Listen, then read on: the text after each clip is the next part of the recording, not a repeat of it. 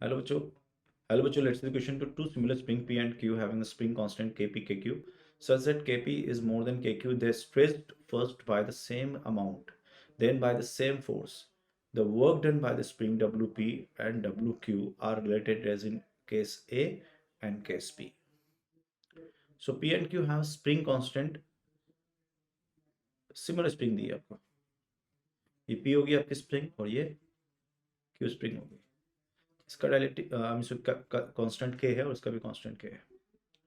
सो सबसे पहले क्या कर रहे हैं, we are stretching its amount of the stretch first by the same amount case A, then by the same force के.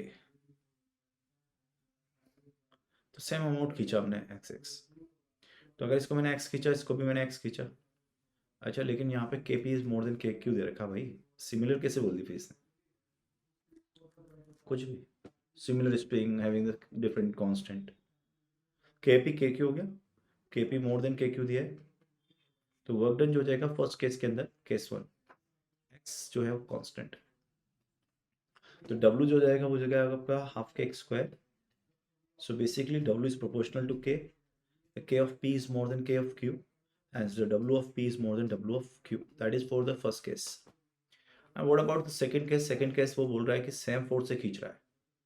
The force constant है. So force is equal to क्या होता है? K into X. The X is proportional to, या X is equal to लिख सकता हूँ मैं यहाँ से K by F by K.